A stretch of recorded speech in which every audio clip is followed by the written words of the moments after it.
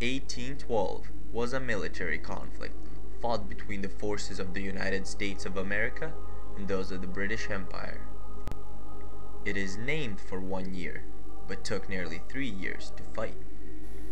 The British at the time are fighting with France, and for this war they need manpower for Royal Navy, so they're stopping the American ships on the high seas and forcing Americans to serve in the Navy. The British are also eager to maintain some control in the Mississippi Valley, so they're supporting American Indian tribes against American expansion. This, as well as the trade restrictions because of the Britain's ongoing war with France and a matter of national honor after humiliations on the high seas, is what drives James Madison, the fourth President of the United States, to ask Congress to declare war. It is an unpopular cause among many, because it threatens seaport-based livelihood and is believed to be a pointless and costly conflict. On June the 18th of 1812, Congress acts on President's request. Ironically, the conflict might have been avoided altogether if communication had been quicker. 2 days before Congress votes to go to war, Great Britain revokes the law authorizing impressments, thus eliminating America's main grievance.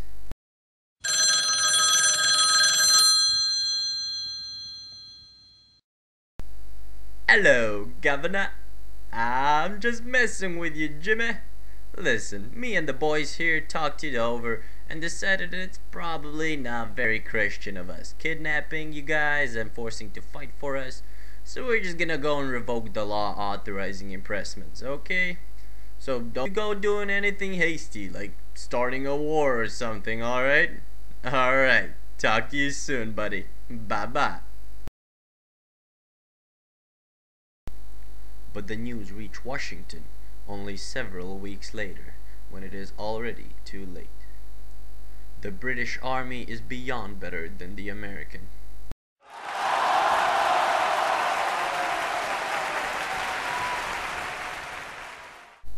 The Americans have no real navy.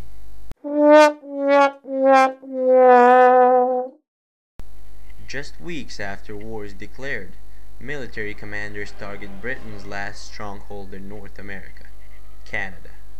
They thought Canada would be easy pickings. On the American frontier, white settlers pushing west have taken millions of acres of Indian land. The Indians, led by the Shawnee chief Tecumseh, joined the British troops, for they see it as an opportunity to make a stand. Without the Indians, there are only 1,600 British troops in Upper Canada. The immediate threat to Upper Canada on August of the 1812 is at Fort Detroit. An American army of 2,500 men is ready to invade the province. Setting up with just 300 men, British General Brock takes the offensive.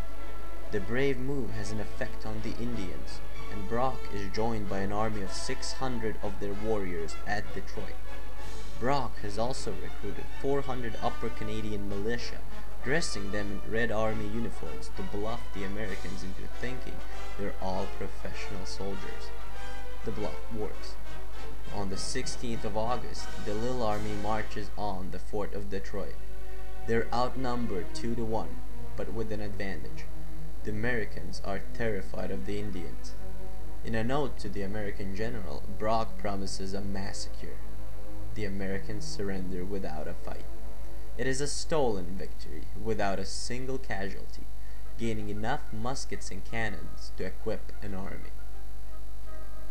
In the fall of 1812, a second American army prepares to avenge the humiliation of Detroit. On October the 13th, 1,200 American troops are flooding across Niagara River. It's a full-scale invasion. At first, the British are able to hold back the Americans on the beach.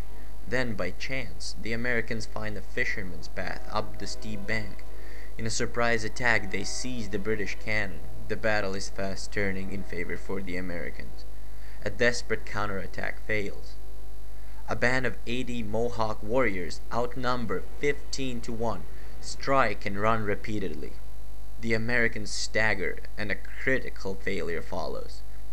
10 hours after the beginning of the attack, British and Indian reinforcements pour into Queenston. Now 1,000 strong, they advance.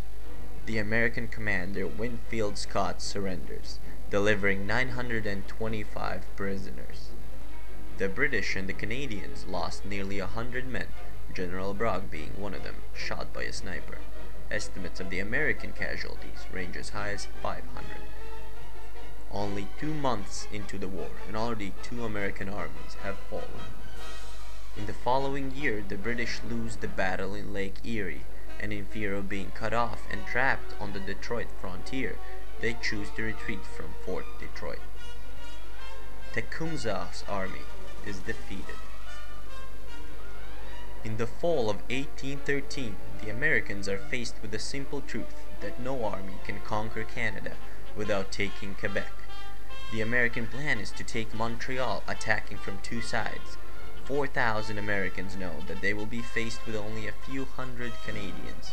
But the French Canadians, though greatly outnumbered, in just a few hours stand victorious thanks to their amazing aim.